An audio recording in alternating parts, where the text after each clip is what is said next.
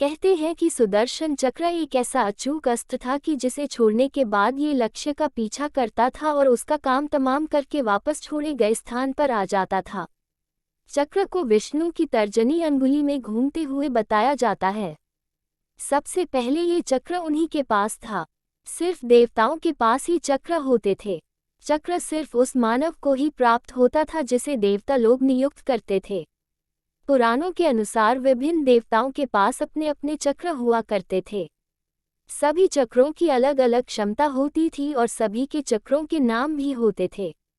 महाभारत युद्ध में भगवान कृष्ण के पास सुदर्शन चक्र था। ये सुदर्शन चक्र कहाँ से आया था और चक्रों का जन्मदाता कौन था? किस देवता के पास कौन सा चक्र? चक्र को छोटा लेकिन सबसे अचूक अस्त्र माना जाता था।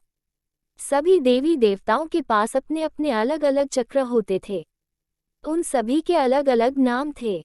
शंकर जी के चक्र का नाम भवरेंदु, विष्णु जी के चक्र का नाम कांता चक्र और देवी का चक्र मृत्यु मंजरी के नाम से जाना जाता था।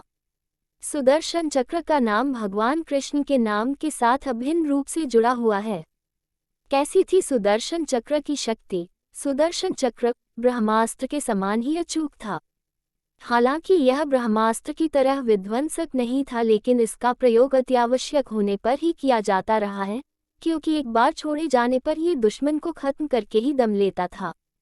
इस आयुध की खासियत थी कि इसे तेजी से हाथ से घुमाने पर यह हवा के प्रवाह से मिलकर प्रचंड वेग से अग्नि प्रज्वलित कर दुश्मन को भस्म कर देता था। यह अत्यंत सुंदर, तीव्रगामी, तुरंत संचालित होने वाला एक भयानक अस्त्र था। परमाणु बम के समान ही सुदर्शन चक्र के विज्ञान को भी अत्यंत गुप्त रखा गया है। गोपनीयता इसलिए रखी गई होगी कि इस अमोघ अस्त्र की जानकारी देवताओं को छोड़ दूसरों को न लग जाए, अन्यथा अयोग्य और गैर जिम्मेदार लोगों द्वारा इसका दुरुपयोग हो सकता था। कैसा था सुदर्शन चक्र बनावट और रंग रूप में? ये चांदी की शलाकाओं से निर्मित था। इसकी ऊपरी और निचली सतहों पर लौह शूल लगे हुए थे। इसके साथ ही इसमें अत्यंत विषैले किस्म के विष थे जिसे द्विमुखी पैनी छुरियों में रखा जाता था। इन पैनी छुरियों का भी उपयोग किया जाता था। इसके नाम से ही विपक्षी सेना में मौत का भय छा जाता था। किसने बनाया था ये सुदर्शन चक्र? ये खुद जितना रहस्यमय है उतना ही इसका निर्माण और संचालन भी। प्राचीन और प्रामाणिक शास्त्रों के अनुसार इसका निर्माण भगवान शंकर ने किया था। निर्माण के बाद भगवान शिव ने इसे श्री विष्णु को सौंप दिया था। जरूरत पड़ने पर श्री विष्णु ने इसे देवी पार्वती को प्रदान कर दिया। भगवान श्री कृष्ण के पास ये देवी की कृपा से आया।